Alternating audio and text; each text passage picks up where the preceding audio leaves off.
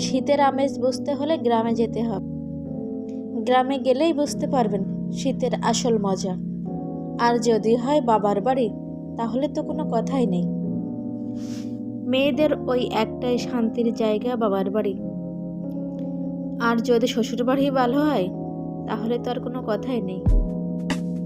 যদিও পিঠা আমি পছন্দ করি না, তারপরেও বাবার বাড়ি বলে কথা। তার উপরে আবার শীত, পিঠা না হলেই কি চলে? এই পিঠাগুলো আমি ফার্স্ট টাইম দেখলাম আমার বাবার বাড়ি এসে।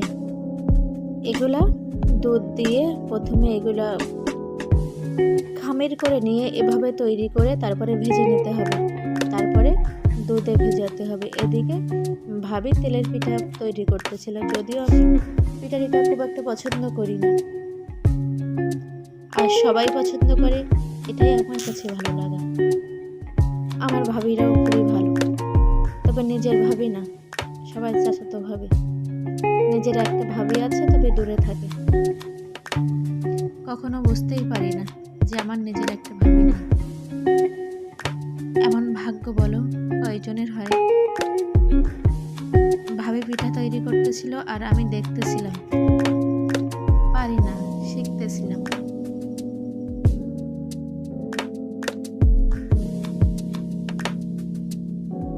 গ্রামে শীত মানে পিঠা পুলির আমন্ত্রণ।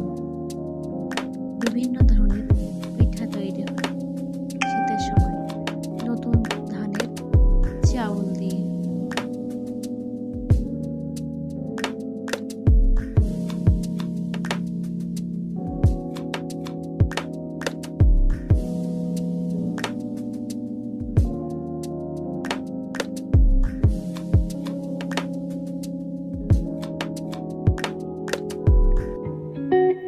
পিঠাগুলো প্রায় সব ভাজা শেষ, আর অল্প কিছু আছে।